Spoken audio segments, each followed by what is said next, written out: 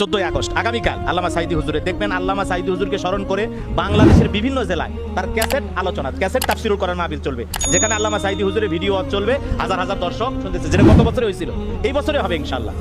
এই জন্য দেখেন আল্লামা সাঈদী হুজুর চলে গেছে, কিন্তু তার ক্যাসেট ভিডিও এরকম চলতেছে, আর সেখানে হাজার হাজার মানুষ তার আলোচনা শুনতেছে। আগামীকালকে আল্লামা সাঈদী হুজুরের মৃত্যুবার্ষিকী 14ই আগস্ট আগামীকাল আল্লামা সাঈদী হুজুরে দেখবেন। আল্লামা সাঈদী হুজুরকে স্মরণ করে বাংলাদেশের বিভিন্ন জেলায় তার ক্যাসেট আলোচনা, ক্যাসেট তাফসীরুল কোরআন মাহফিল চলবে, যেখানে আল্লামা সাঈদী হুজুরের ভিডিও চলবে, হাজার হাজার দর্শক শুনতেছে, যেটা গত বছরে হয়েছিল, এই বছরে হবে ইনশাআল্লাহ। আমরা গত বছরে চট্টগ্রামে দেখেছি, কুষ্টিয়াতে দেখেছি, বগুড়াতে দেখেছি, বিভিন্ন জেলায় হচ্ছে। তো এটা গাইবান্ধার ইচ্ছা করলে আমরাও উদ্যোগ নিয়ে একটা জায়গায় সুন্দর পরিবেশে আল্লামা সাঈদী হুজুরের একটা এলইডির ভিতরে তার ভিডিও আলোচনা ছেড়ে দিলাম, দেখবেন ওখানেও 2-4 হাজার মানুষ বসে তার আলোচনা শুনবে। আল্লাহ তাআলা এত জনপ্রিয়তা তাকে দান করেছেন। এজন্য আমাদের উদ্দেশ্য যেন ভাইরাল হওয়া, এটা যেন লক্ষ্য, উদ্দেশ্য, টার্গেট না থাকে।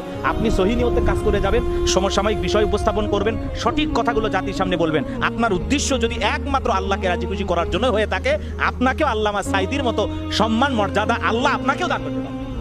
সেই চেষ্টা আমাদের থাকা লাগে। এই জন্য আজকে সোশ্যাল মিডিয়া আমাদের প্রচারের একটা অনেক বড় মাধ্যম। হাতের কাছে ফেসবুক আছে, হাতের কাছে পেজ আছে, ইউটিউব আছে। আপনি আপনার সাপ্তাহিক যে আলোচনা, প্রত্যেক সপ্তাহে আপনার একটা নিজস্ব পেজ থাকলো, সেখান থেকে আপনার আলোচনা একটা সুন্দর একটা বিষয় নিয়ে, সুন্দর একটা টপিকস নিয়ে আপনি আলোচনা করলেন, যেটা জাতি শুনলে উপকৃত হলো, পুরো জাতি উপকৃত হবে, এমন কিছু কথা আপনাকে উপস্থাপন করতে হবে। তো এই কথাগুলো আমি তখনই বলতে চাইলাম। তো অনেক সময় এদিক সেদিক হয়ে গেছে, আর একটু সময় পাইলে হলে কথাগুলো আমি বিশেষ করে তরুণ মুফাসসিরদের উদ্দেশ্যে, তরুণ বক্তাদের উদ্দেশ্যে আমার অনেক কথা বলার ছিল। আমি অনেক মনে করেছিলাম যে 1-1.5 ঘন্টা আলোচনা করবো, সে সময়টা আমি পেলাম না। যতটুকু পেয়েছি, আমার কথা হলো, যদি এখানে একজন টিকটকার সোশ্যাল মিডিয়াতে ভাইরাল হতে পারে, একজন লোক মিষ্টি খায়া, হ্যাঁ, এখানে সেখানে জিনিস খায়া, সেই লোকটা যদি ভাইরাল হতে পারে, আপনি কোরআন হাদিস থেকে কথা বলবেন, আর আল্লাহ তাআলা আপনার এই কথাগুলো যদি ভালো হয়, সুন্দর হয়, মানুষের কানে কানে, মানুষের হাতে হাতে পৌঁছে দেওয়ার দায়িত্ব আল্লাহই পৌঁছায় দিবে। আপনি নিজেও চিন্তাও করতে পারবেন না আপনার আলোচনার কত ভিউজ হয়েছে, কি পরিমাণে মানুষ দেখতেছে, কি পরিমাণে আপনার আলোচনা শুনে মানুষ উপকৃত হচ্ছে। আমাদের আলোচনা শুনে মানুষ যখন বলে যে ভাই আমি নামাজ ধরেছি, দাড়ি রেখেছি, এই কথাগুলো শুনলে ভিতরে যে কতটা আনন্দ লাগে, এটা ভাষায় প্রকাশ করা যাবে। এই জন্য আমাদের উদ্দেশ্য হলো মানুষকে হেদায়েতের পথে আহ্বান করা, আল্লাহ তাআলার দিকে আহ্বান করা। ওমান আহসানু কাওলাম মিম্মান দাআ ইলাল্লাহ ওয়া আমিলা সলিহান ওয়া ক্বালা ইন্নানি মিনাল মুসলিমিন। তার কথার চাইতে আর কার কথা উত্তম হতে পারে, যে মানুষকে আল্লাহর পথে আহ্বান করে, নিজের সৎ কাজ করে এবং ঘোষণা করে আমি আত্মসমর্পণকারী, আল্লাহর অনুগত বান্দা। এই জন্য মানুষকে শুধু আহ্বান করে আপনার ডিউটি শেষ নয়, আপনাকে ওই কাজ নিজেও করতে হবে। আমি একজন নামাজের ওয়াজ করলাম, আমাদের অনেক ক্ষেত্রে বলে, অনেক বক্তা আছে আমরা নিজেরা নামাজ পড়ি না, এই সমালোচনা ফেসবুকে করার বিষয়, এটা আত্মসমালোচনা করতে হবে। নিজেদের ভিতরে নিজের নফসকে জিজ্ঞাসা করতে হবে, আমি আসলে 5 ওয়াক্ত নামাজ পড়ি না। 5 ওয়াক্ত নামাজ আপনি যদি সঠিকভাবে পড়েন, একজন নামাজি বাবার পক্ষে তার ছেলেকে নামাজি বানানো সম্ভব, একজন নামাজি বক্তার পক্ষে তার শ্রোতাকে আলোচনার মাধ্যমে নামাজি বানানো সম্ভব। তো এই জন্য বাবা যদি আদর্শবান হয়, ছেলেটাও আদর্শবান হবে। একজন বক্তা যদি সে সব দিক দিয়ে আদর্শবান হয়, তার কথার ভিতরে, কথা এবং কাজে যদি আমল ঠিক থাকে, সে যদি নিজে ওই বিষয়টা আমল করে, তাহলে দেখবেন পুরো শ্রোতাদের ভিতরে ওই আমলটা দেখা যাবে। এই জন্য আল্লাহ পাক আমাদের ওই উদ্দেশ্যে যেন দাওয়াতি প্ল্যাটফর্মে কাজ করে তাওফিক দান করেন। উদ্দেশ্য যে আমরি দাওয়াত পাবো এরকম, হ্যাঁ। এই জন্য আপনি সমসাময়িক কোনো বিষয় যদি উপস্থাপন করেন, বাংলাদেশের কোনো বিষয় নিয়ে উপস্থাপন করেন, তাহলে ওই বিষয় নিয়ে একটু 2-3 মিনিট ভাববেন, ভাবে আলোচনা করবেন, দেখবেন ওর ভিতরে একটা আয়াত চলে আসবে, ওর ভিতরে একটা হাদিস চলে আসবে, আর জাতির সামনে কথাটা গ্রহণযোগ্যতা পাবে।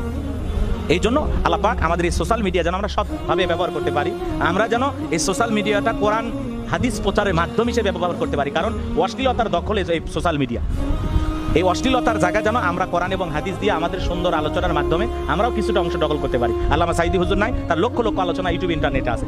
ডক্টর মিজানুর রহমান আজহারী ভাইয়ের আলোচনা আছে, মুফতি আমির হামজা ভাইয়ের আলোচনা আছে, এভাবে বাংলাদেশের অসংখ্য ওলামা ইকরাম, খালিদ সাইফুল আইয়ুবী, মামুনুল হক সাহেব, সমস্ত ওলামা ইকরামদের আলোচনা আছে। তারা একদিন থাকবে না। আজকে আল্লামা সাঈদী হুজুরকে আমরা আগামীকালকে যেরকম স্মরণ করবো, এভাবে একসময় তাদেরকেও জাতি স্মরণ করবো। এই জন্য আমরা যদি আমাদের আলোচনার মাধ্যমে এরকম একটা প্ল্যাটফর্ম গড়ে তুলে রেখে যেতে পারি, আল্লাহ তাআলা চাইলে আমাদেরকেও জাতির মানুষ ওইভাবে স্মরণ করবে। এই জন্য আসুন আজকের এই আল্লামা সাঈদী স্মরণে আমরা যে 13ই আগস্টে যে প্রোগ্রামটা করলাম, আমাদের উদ্দেশ্য আল্লামা সাঈদী তিনি চলে গেছেন কোরআনের পাখি, তিনি হাসি আমাদেরকে কাঁদিয়ে যেভাবে বিদায় নিয়ে চলে গেছেন। নিজের মা বাবা মারা গেলে মানুষ এইভাবে কান্না করেন, আল্লামা সাঈদী হুজুরের জন্য মানুষ যেভাবে কান্না করেছে, এত কান্না করেছে, এত কষ্ট, তার লাশটাকে চুমা খাওয়া, তার লাশ গাড়ি যাচ্ছে সেই ভিডিও, লক্ষ লক্ষ মানুষকে জানাজায় যাইতে বিরত রাখছে। তারপরে মানুষ যে যেখান থেকে সংবাদ পাইছে, তার পিরোজপুরে যেখানে আল্লামা সাঈদী ফাউন্ডেশন, যেখানে আল্লামা সাঈদী কোরআনের পাখি, আমাদের প্রিয় মুফাসসির, আবার তাফসীর জগতের রূপকার, তিনি যেখানে শায়িত, এখনো হাজার হাজার মানুষ তার কবরের পাশে দাঁড়িয়ে তাকে সালাম দেয়, তার কবর জিয়ারত করে। তাহলে এমন একজন সোনার মানুষ ছিল আল্লামা সাঈদী হুজুর। লক্ষ লক্ষ মানুষকে বাধা দিয়া তার জানাজার নামাজ আটকাতে পারে না, মানুষের ঢল নেমেছিল। চোখের পানি ছেড়ে রাস্তাঘাটে মানুষ কান্না করেছিল আল্লামা সাঈদী হুজুরের জন্য।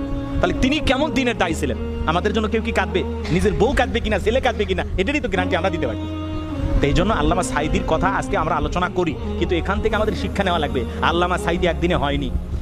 আল্লামা সাঈদী হতে গেলে আপনাকে এরকম দিনরাত পরিশ্রম করতে হবে, পড়াশোনা করতে হবে, বিষয়ভিত্তিক আলোচনা জাতির সামনে উপস্থাপন করতে হবে। 5 দিন ব্যাপী একই ময়দানে একই মঞ্চে শ্রোতাদেরকে তাফসীর শোনানো, এটা চারটিখানি কথা না, আমাদের কাছে তো এটা কল্পনার বিষয়।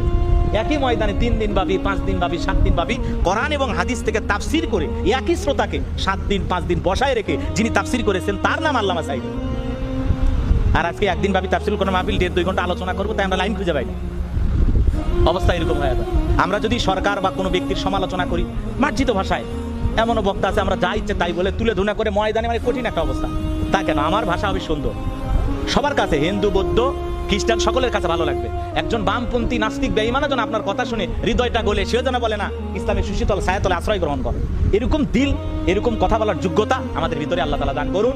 আজকের এই প্রোগ্রাম থেকে আমাদের এই লক্ষ্য উদ্দেশ্য হবে, যেহেতু আজান হয়েছে, নামাজ হবে, আল্লাহ পাক আমাদের এই কথাগুলো উপস্থাপন করা তৌফিক দান করুক। আর আমরা এখন ফাঁকা ময়দান পাইছি, বলতে যা আসবে তাই বলবো না, লাগামবিহীন কথা বলা যাবে না।